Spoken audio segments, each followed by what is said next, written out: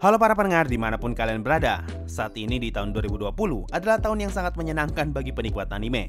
Karena sekarang sudah semakin banyak platform streaming yang menyediakan anime secara legal, mau itu berbayar ataupun gratis. Ingat, legal. Kali ini gue bakal lanjutin lagi playlist Megane Review yang sempat gue hentikan karena gue merasa tidak enak untuk mereview atau menilai suatu anime, padahal gue nonton versi bajakannya. Berhubung sekarang gue nonton secara legal, artinya gue punya hak konsumen untuk memuji atau bahkan menjelekkan anime itu. Dan anime yang akan gue review kali ini adalah God of High School. Anime ini bisa lu tonton secara legal di channel YouTube Muse Asia, Muse Indonesia, dan Line Webtoon Indonesia. Mungkin ada yang ingat, gue pernah bilang kalau gue gak suka dengan cerita God of High School karena masalah konsistensi. So, di video ini, gue bakal sekalian jelaskan impresi gue sebagai orang yang gak suka, sebagai pembaca komik, dan setelah menonton animenya. Mari kita mulai. Gue pertama kali tahu God of High School setelah membaca manualnya, dan seperti yang gue bilang tadi, gue kesal banget dengan konsistensi dalam ceritanya. Di awal cerita, kita seperti diberitahu kalau God of High School adalah pertarungan bela diri antara pelajar, di mana mereka bisa menggunakan kekuatan super semacam tenaga dalam, ki, aura, dan sebagainya. Tapi masuk ke babak pertengahan cerita, manhwa ini malah berubah menjadi pertarungan kekuatan super murni tanpa adanya unsur bela diri sama sekali. Yang dilawan pun bukan lagi sesama pelajar, tapi mereka sampai melawan dewa. Lu kalau baca versi manualnya, pasti menyadari betapa kental unsur martial arts di bagian awal ceritanya. Semuanya dijelaskan dengan detail, mulai dari teknik bela diri yang dipakai setiap karakter, cara mereka menggunakan kekuatan super yang masih menjadi bagian dari teknik bela diri, lalu kenapa bela diri ini bisa lebih kuat daripada yang lain, dan sebagainya. Nah, karena unsur bela diri ini terlalu ditekankan, gue pribadi lupa kalau di awal cerita kita diberitahu mengenai kekuatan super yang dimiliki Park Mujin. Makanya, ketika cerita pelan-pelan mengarah ke pertarungan antar pengguna kekuatan, bagi gue rasanya aneh banget. Menurut gue, alasan utama kenapa gue sempat mengira ini adalah cerita bela diri dan lupa dengan unsur superpowernya, karena pacing cerita di manualnya bisa dibilang cukup lambat dan terlalu banyak menjelaskan tentang seni bela diri yang digunakan para karakternya. Nah, ini yang menarik. Banyak yang protes dan bilang God of High School versi anime jelek karena banyak bagian yang terpotong. Nah, gue justru sebaliknya. God of High School jadi anime yang lebih bagus karena banyak hal yang dipotong dari manualnya. Dengan banyaknya pemotongan ini, semua penjelasan panjang lebar tentang bela diri yang ada di versi manualnya hampir 90% dilewati. Penjelasan tentang cara kerja Ringi World Taekwondo, alasan kenapa si Brazilian Jiu-Jitsu ngomong kalau tekniknya tidak bisa dikalahkan Jin Mori, lalu alasan kenapa Jin Mori bisa meniru gerakan musuh, dan masih banyak lagi. Hasilnya, pacing cerita dari God of High School versi anime jadi jauh lebih cepat dibandingkan versi manualnya. Sehingga bagian awal cerita tidak lagi terasa seperti cerita bela diri, tapi langsung menonjolkan unsur superpowernya. Hal inilah yang buat gua suka dengan versi animenya. Kalau lu nonton animenya, lu gak bakal mengira kalau God of High School adalah anime bela diri, tapi akan langsung tahu kalau ini adalah anime beku hantam dengan kekuatan super. Sehingga cerita di animenya jauh lebih konsisten dibandingkan manualnya. Setidaknya itu yang gua rasakan. Dengan ini, alasan kenapa gua nggak suka dengan God of High School versi manhwa berhasil dihilangkan di versi animenya. Tapi, bukan berarti gua bilang pemotongan di versi animenya bagus, karena ada beberapa bagian yang terasa aneh karena terpotong. Bahkan percaya nggak percaya, jangankan pembaca manhwa seperti gua, bahkan temanku yang nggak baca manhwa sama sekali bisa menyadari kalau ada banyak bagian yang dihilangkan dalam animenya. Menurut gua ya, kalau sampai orang yang gak baca komiknya aja sadar ada sesuatu yang terpotong dalam ceritanya, artinya pemotongan cerita di dalam God of High School bisa dibilang cukup parah. Coba komentar di bawah pendapat kalian. Apakah kalian kecewa dengan pemotongan versi animenya? Atau apakah kalian setuju dengan gua kalau pemotongan cerita di God of High School membuat pacing ceritanya jadi jauh lebih baik? Memang agak sayang sih untuk beberapa bagian seperti penjelasan tentang kemampuan Jin Mori yang bisa meniru lawan, dan penjelasan lebih jauh ketika Jin Mori belajar teknik akupuntur tidak begitu diceritakan.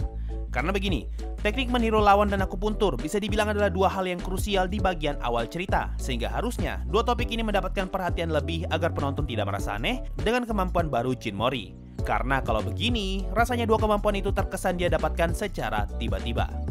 Tapi sekali lagi, setidaknya versi anime jauh lebih straight to the point untuk menegaskan kalau ini adalah cerita superpower.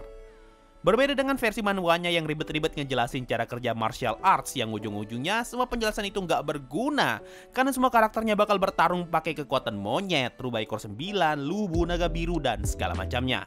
So bagi gua, pemotongan di versi anime adalah nilai yang sangat positif. Selanjutnya, hal yang paling penting dalam anime fighting adalah penggambarannya, terutama ketika bertarung. Dan ini adalah nilai jual utama God of High School. Sesuai dengan judul di thumbnail video ini, gue merasa seperti sedang cuci mata setiap kali melihat scene pertarungannya. Terutama pertarungan Jin Mori melawan Dewi di episode 5 yang di tengah pertarungannya berubah menjadi tinta. Dan Jin Mori yang mengamuk di bagian akhir episode 9 dengan menggunakan scene bolak-balik. Bagi gua pribadi, ini sangat kreatif dan sepertinya tidak ada anime yang pernah menggunakan gaya gambar seperti ini. Penggunaan sudut pandang orang pertama dalam pertarungan pun sangat menarik, dan gua yakin ini bukanlah hal yang mudah untuk dibuat. Transisi animenya juga bagus banget, yang ngebuat gua nggak bosen untuk nonton sampai akhir. Salah satu contohnya ada di sini nih. Lalu cara bertarung brutal dari Kang Mansuk sangat sukses ngebuat gua kagum sekaligus ngeri. Lu bayangin dipukul berkali-kali dengan tangan kiri tanpa berkutik sama sekali, lalu diakhiri dengan hantaman ke mata. Itu sakitnya kerasa banget meskipun cuma gambar dalam layar. Menurut gua ya, kayaknya God of High School adalah anime pertama yang menggunakan banyak banget pendekatan cara bertarung hanya dalam satu season saja. Jadi, kalau lu pengen nyari anime untuk cuci mata dengan scene pertarungan yang enak dilihat, God of High School pasti jadi salah satu rekomendasi terbaik dari gua. Ditambah dengan penempatan sponsor yang sama sekali tidak mengganggu, benar-benar memberikan sensasi lain dalam menonton. Kapan lagi coba lu nonton anime yang ada logo sponsor secara jelas terpajang? Dari semua itu, palingan keluhan gua cuma satu. Kenapa semua karakternya punya hidung yang seperti segitiga lancip dengan ujung berwarna merah? Lu ngerasa aneh gak sih? Gue sih ngerasa aneh banget seakan-akan semua karakter dalam anime ini lagi ingusan. Tapi secara keseluruhan, hidung merahnya sama sekali nggak mengganggu, walaupun ada beberapa scene yang bakal kelihatan aneh dengan bentuk hidung seperti ini. Cuma kalau lu nonton sampai habis, paling lama-kelamaan bakal terbiasa. Oke, sekarang adalah bagian yang gue rasa aneh atau lu bisa anggap roasting lah. Niat awal gue sebenarnya nyari detail kecil di anime ini, tapi gue nggak nemu apa-apa. Malah hampir semua detail kecil yang gue temukan hanyalah penjelasan tentang scene yang terpotong dalam animenya. Jadi gue sama sekali nggak tertarik. Gue tuh sampai sekarang masih bingung apa gunanya high school dalam cerita God of High School. Rasanya kalau high schoolnya dihilangkan, gak bakal berdampak apa-apa ke dalam ceritanya. Sehingga gue berpikir, apakah ini hanya sekedar cara agar ceritanya bisa meraih pasar penonton shonen.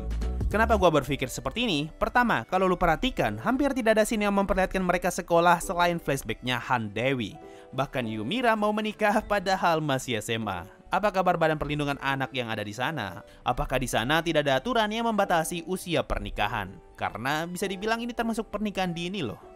Lalu katanya anak SMA, kenapa kerjanya berkelahi doang? Terus kalau anak SMA berkelahi sampai berdarah-darah, bahkan hampir mati, gurunya kemana woi? Masa muridnya dibiarin ikut turnamen bela diri dan mempertaruhkan nyawa tanpa pengawasan siapa-siapa? Kedua, ini yang ikutan beneran anak SMA kan? Lu lihat aja scene Battle Royale, itu pesertanya semua muka-muka penjahat loh. Sebelah mana anak SMA-nya? Terus si perempuan yang katanya juara gulat, yang bener aja, masa anak SMA kayak begini tampilannya? Bro, anak SMA mana ini? Ketiga, kenapa harus high school? Kenapa harus anak SMA? Kalau memang niat awalnya mau mencari petarung berbakat untuk dijadikan wadah kekuatan super, kenapa nggak dibuka secara umum aja, biar pesertanya lebih luas dan lebih banyak orang yang bisa ikutan? Karena makin banyak sampel, makin bagus hasilnya kan. Satu keanehan lagi, lu sadar atau enggak, semua penonton yang ada di sana seperti nggak ada yang kaget, takut, heran, atau apapun itu ketika melihat semua peserta menggunakan kekuatan super. Seakan-akan kekuatan super adalah hal yang normal dalam masyarakat mereka, dan itu adalah hal yang wajar untuk digunakan dalam pertarungan. Tapi masalahnya, kenapa ketiga MC kita tidak ada yang tahu tentang kekuatan super sampai akhirnya dijelaskan di episode 6? Kalau memang kekuatan super adalah hal yang normal, makanya para penonton tidak ada yang panik, harusnya tidak mungkin ada orang normal yang berani mendaftar turnamen. Karena tidak mungkin lo bisa menang pertarungan jika hanya bermodal karate doang, sedangkan musuhmu punya kekuatan lubu, keras sakti, Rubaiko 9, Iblis Siyu, Naga Biru, dan lain sebagainya. Kesimpulan gue untuk anime ini, God of High School sangat bagus bagi anime fighting, namun sangat aneh dari segi logik dan cerita. Namun gue bisa memaklumi kekurangan itu karena berhasil tertutupi dengan scene pertarungan yang sangat memanjakan mata. Sekarang kita hanya perlu menunggu apakah God of High School akan berlanjut hingga ke season 2 dan 3. Kalau iya, gue masih punya satu poin lagi kenapa gue kesal banget dengan manuanya. Ketika transisi dari season 1 ke season 2 di versi manhwa bukan anime, yang terjadi setelah perang besar-besaran melawan dewa, semua karakter yang kelihatan kuat di season 1 jadi kerasa ampas ketika masuk ke season 2 hanya gara-gara mereka ketemu karakter baru. Ini yang paling buat gue kesel sampai gue malas lanjutin ceritanya. Apa gunanya lu ceritain puluhan atau ratusan chapter di awal, bahkan dewa pun lu kalahin, tapi mereka malah kalah hanya karena ketemu karakter baru. Apa gunanya gue baca season 1? Rasanya seperti semua itu sia-sia hanya karena karakter baru muncul. Nah, poin ini yang masih gue penasaran, apakah impresi gue akan berubah ketika animenya sampai di bagian ini? Atau gue bakalan tetap sekesal ini, seperti ketika baca manualnya dulu? Mari kita tunggu sama-sama.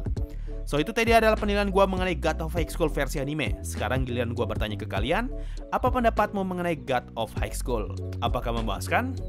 Makasih semua yang sudah mendengarkan sampai di titik ini. Sampai jumpa di video berikutnya, dan bye-bye.